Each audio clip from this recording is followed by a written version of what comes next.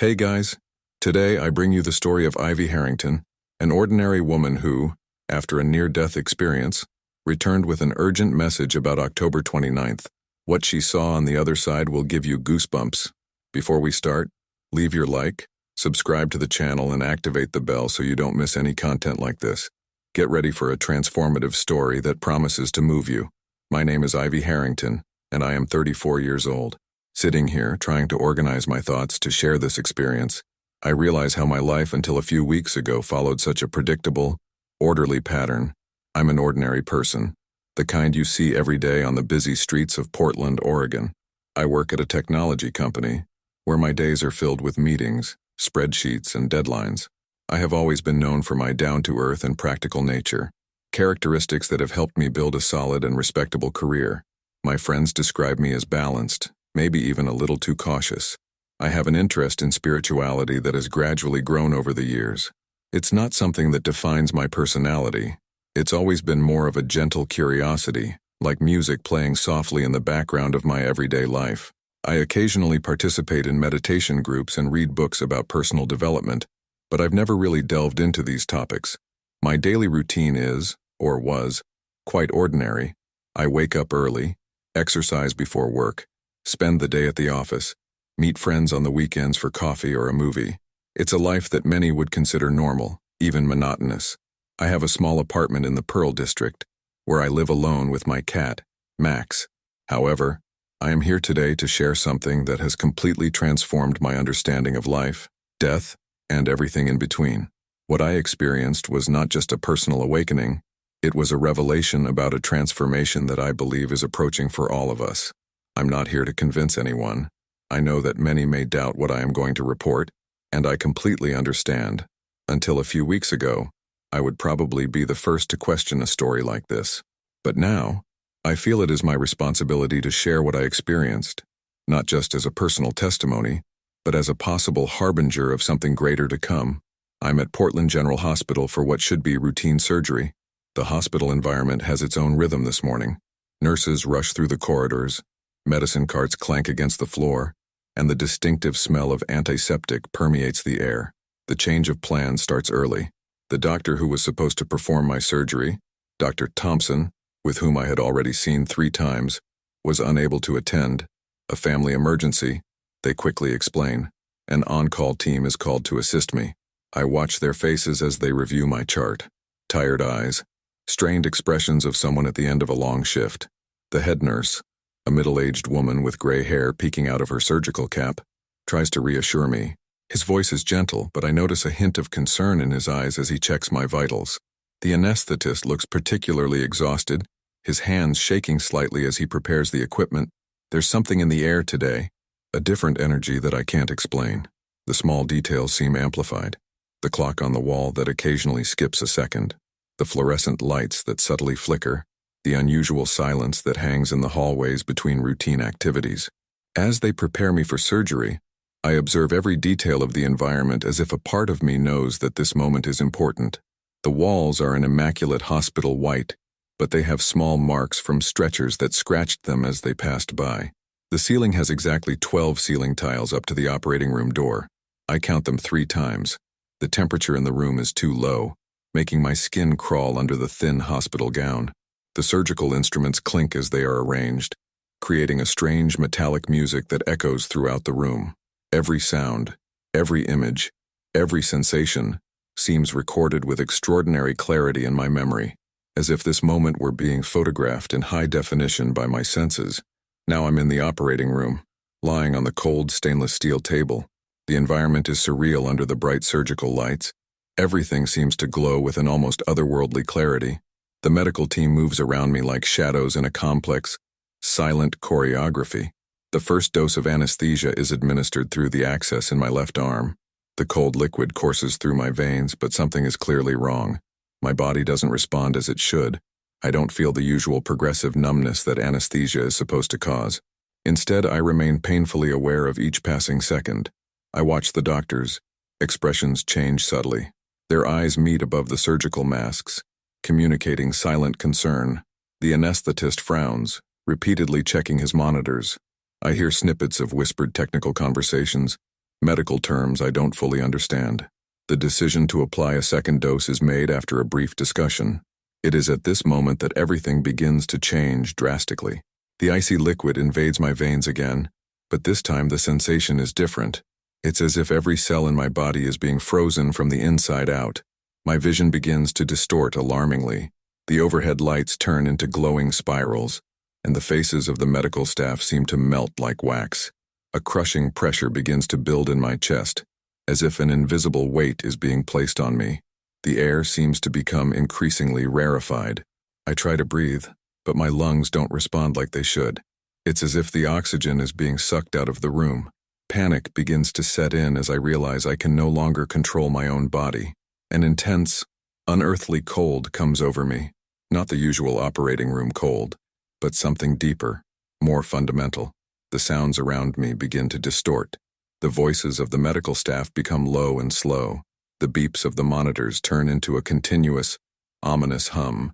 Suddenly, the operating room disappears completely. I am drawn into a darkness that defies all earthly description, an absolute void that seems to stretch infinitely in all directions. There is no more ceiling, walls, or floor. There are no more points of reference, not even the basic notion of up or down. This void is not just the absence of light, it is the absence of everything we know as reality. The dark here has an almost tangible quality, as if it were a dense substance that filled all the space around me. I can't see my own body. I don't know if I still have a physical form. It is as if my consciousness is floating free from any material anchorage. The cold in this place transcends any physical sensation I have ever experienced. It is not a cold that affects the skin or bones. It is a cold that penetrates the very essence of being, freezing thoughts and memories. Every moment in this void seems to stretch on forever, as if time has completely lost its meaning. I try to scream, but there is no sound. I try to move, but there is no direction to go. Every concept I have ever known about existence is being systematically deconstructed in this space. The loneliness here is absolute, a loneliness that goes beyond the mere absence of other people. It is the primordial loneliness of non-being. My existence seems insignificant in this vast nothingness, like a microscopic speck floating in an infinite ocean of darkness. There is no beginning or end, no edges or limits. It's as if I'm experiencing the very concept of infinity, and my mind struggles to process this incomprehensible vastness. The terror I feel is indescribable, not an emotional or physical fear, but something more fundamental, more primal. It is the terror of non-being, of the absolute unknown.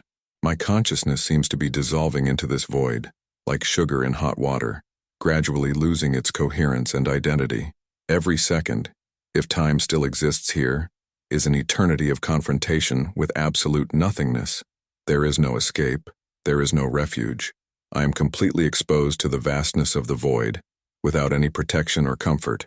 Amidst the infinite vastness of the void, a point of light begins to form in the distance. It's the first reference I've had since leaving the physical plane, a small spark of hope in the absolute darkness. This light is like nothing I've ever seen before. It pulses with an energy of its own, as if it's alive. As the light approaches, or perhaps I am the one approaching it, I begin to realize that it is not a single light, but a kaleidoscope of luminous fragments. Each fragment contains a memory of my life, crystallized in pure light. The images are more vivid than any normal memory, as if I were reliving each moment in high definition. I see my mother's face, her gentle smile on a Sunday morning, the smell of coffee still fresh in the kitchen. I see my little brother on his first day of school, his backpack too big for his small shoulders. Every memory is perfectly preserved, every detail crystal clear in its clarity. But there's something deeply disturbing going on with these memories. As I watch them, they begin to transform.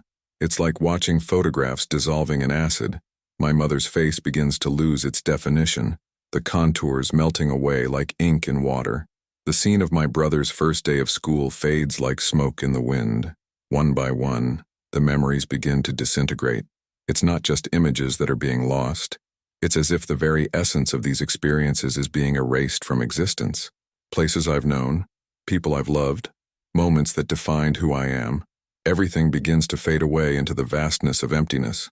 The most disconcerting thing is that I don't feel the pain I should feel as I watch these memories dissipate. It's like I'm watching someone else's life unravel, with a surreal detachment that should terrify me, but I can no longer connect emotionally with these memories. The person who lived through these experiences seems increasingly distant, like a character in a book I'm reading. Right now, I am drawn to something I can only describe as a cosmic energy field. It is a space that completely transcends our three-dimensional understanding, where knowledge does not exist in words or thoughts, but in a pure state of instantaneous and total understanding. In this field, all temporal barriers completely dissolve. Past, present, and future are no longer linear concepts, but exist simultaneously in a harmonious dance that defies any earthly logic. I see entire civilizations born and disappear in the blink of an eye. I observe patterns that repeat themselves through time like waves in an infinite ocean. Knowledge flows through me like an electric current. I'm not just observing, I'm experiencing each moment, each truth, each reality simultaneously. It's as if every cell of my being is connected to an infinite network of information and understanding. Amidst this ocean of universal wisdom, a specific revelation begins to take shape with stunning clarity. A date emerges with singular importance. October 29th. It's not just a mark on the calendar. It's a point of convergence. A pivotal moment in human history that is fast approaching. I see waves of cosmic energy moving towards this point in time, like rivers converging into a single ocean. Each wave carries with it a transformation, a fundamental shift in human consciousness that will affect every living being on the planet. The understanding I receive comes not in words or images, but in a direct and absolute understanding. A spiritual transformation on a global scale is about to occur. It is something that will transcend our current understanding of reality, revealing aspects of existence that have always been present, but hidden from our limited senses. This knowledge is not something I simply observe or learn. It is something that becomes an integral part of my being. Each universal truth seems to be engraved directly into my soul, without the need for interpretation or translation. It is an understanding so deep and complete that it makes all earthly knowledge seem shallow in comparison. The weight of universal knowledge begins to oppress me with crushing force. It's as if each new truth revealed adds tons of weight to my conscience. I feel like a small container trying to contain an entire ocean of information and cosmic energy. The terror I experience now is different from the fear of emptiness before. It is a deep existential dread, born of the realization that my individuality is being completely overwhelmed by the immensity of what I am experiencing. Each revelation threatens to dissolve a little more of what remains of me. My conscience fights a desperate battle to maintain some sense of self. It is a struggle between two opposing forces, the desire to surrender completely to this universal wisdom and the primal instinct of self-preservation that screams at me to maintain my individuality, however small it may seem now. Each moment stretches like an eternity of agony. There is nowhere to run, there is no way to escape. I am stuck in an in-between state, no longer belonging to the physical plane, but also not fully integrated into this realm of pure consciousness. It's like being constantly torn between two worlds. The desire to exist, in any way possible, becomes my only anchor in reality. It is a simple thought, almost primitive in nature, but it is the only thing that prevents my complete dissolution into infinity. This desire creates a small bubble of energy around me, a tiny space of individual existence amidst the infinite cosmos. This will to be generates a force that begins to pulsate like a cosmic heart. It's like a small flame struggling to stay lit in the midst of a universal storm. Each pulse of this energy reaffirms my existence, however tenuously, against the overwhelming force of universal knowledge that threatens to absorb me completely. A powerful and unexpected force begins to pull me, as if an invisible cord is connected to the deepest essence of my being. The feeling is both violent and gentle, like being swept along by an ocean current that can't be resisted but somehow knows exactly where to take me. Now I find myself floating above the operating room, watching the scene unfold below me. I see my physical body lying on the table, pale and still. The medical team works frantically, their voices a mix of professional urgency and genuine concern. I observe their movements as if watching a scene in slow motion, each gesture loaded with meaning that transcends the moment. The heart monitor emits its shrill alert, creating a harrowing soundtrack to the scene. I see the lead surgeon giving rapid orders, his hands moving with meticulous precision. A nurse runs to get more equipment, her footsteps echoing across the cold operating room floor. I try desperately to communicate with them, I want to say that I'm fine, that I'm here, that you can see me. But it's impossible. I'm just a silent observer, unable to interfere in the physical world. The frustration of this helplessness is overwhelming, but at the same time, I feel a strange peace in being able to witness everything from such a unique perspective. The desire to return to my body grows exponentially. It's no longer just a thought or a desire. It's a gravitational force that pulls me downward with increasing intensity. A wave of heat begins to envelop me, contrasting sharply with the cold emptiness I experienced before. The transition is abrupt and intense, like trying to move an entire ocean through a small funnel.